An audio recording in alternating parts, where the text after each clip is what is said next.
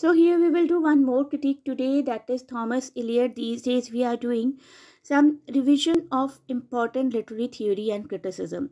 We are covering new criticism. We have already covered I.A. Richards, and today it is the turn of T.S. Eliot and some of his concepts, tradition and individual talent, metaphysical poets, Hamlet and his problems.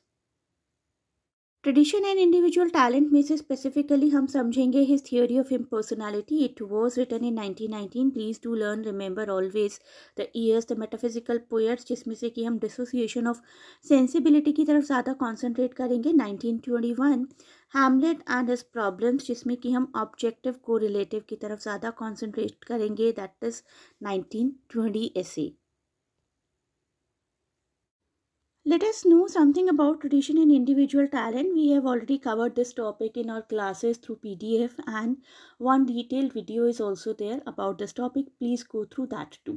You can ask for the link in comments. Tradition and individual talent clearly expresses his concepts about poetry and importance of tradition. According to Eliot, even the most individual parts of poet's work may be those which are most alive with the influence of poetic ancestors. कहीं ना कहीं किसी भी work of poetry पर ancestors का कोई ना कोई इन्फ्लुएंस ज़रूर होता है.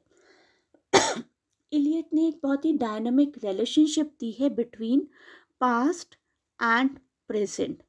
ही सेज कि प्रेजेंट हमेशा पास्ट से इन्फ्लुएंस होता है, पास्ट हमेशा मॉडिफाई हो जाता है because of the present work of art. Let us take example of Taj Mahal.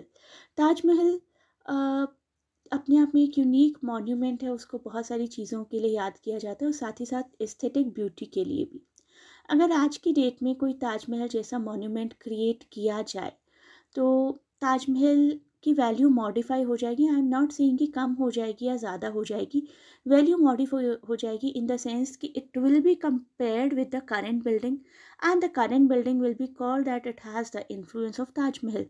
So past और प्रेजेंट की इसी तरीके की एक डायनामिक रिलेशनशिप होती है. The existing work takes ideal order from the past, and the past work is modified by the introduction of the new work of art among them.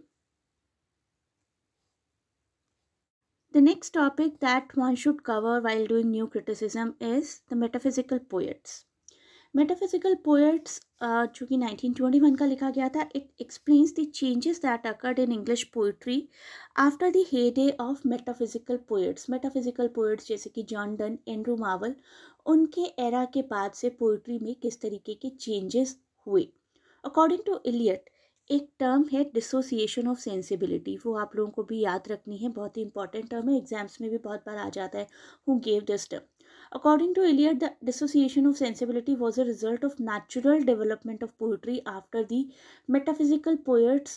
Metaphysical poets who had felt their thought as immediately as the odor of rose. तो T.S.. Eliot कहते हैं कि metaphysical poets बहुत ही experience के through लिखा करते थे, अपने दिल से लिखा करते थे, अपनी सेंसिबिलिटीज से लिखा करते थे. उसके बाद, उस एरा के बाद पोइट्री में डिसोसिएशन ऑफ सेंसिबिलिटी आ गई है. पोएट्स लिखते हैं but not after feeling the poetry, not after feeling the experience that they are going to put into words in their poetry. The next concept given by him was objective, which he mentioned in his essay Hamlet and His Problems. Hamlet and His Problems is an essay by Eliot written in 1919 years को please याद रखिए. That offers a critical reading of Hamlet specifically, in which he mentioned objective correlative. In literary criticism, an objective correlative is a group of things or events which systematically represents emotions. Objective correlative का क्या मतलब होता है? जैसे कि आप हेमलेट का ही example लेकर चलिए. हेमलेट वो suppose to revenge upon his uncle Claudius. तो उसके एक्शंस में throughout the story of the play reflect होना चाहिए था कि ही इज़ रिवेंजफुल. लेकिन टी.एस. एलियट कहते हैं ऐसा नहीं है. In terms of objective correlative, Hamlet is a complete failure. He used the phrase objective correlative to describe how emotions can be represented in literature. Okay. जैसे metaphysical poets represent करते हैं dissociation of sensibility, वैसे ही objective correlative relate करता है कि किस तरीके के इमोशंस दिखाए जा रहे हैं किसी भी पर्टिकुलर टेक्स्ट में, किसी भी पर्टिकुलर प्ले में.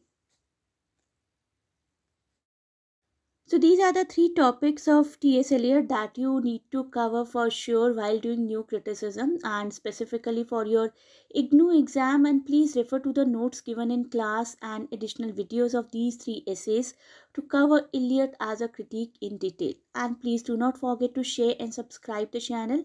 In next class we will cover some concepts of F.R. Lewis in video form.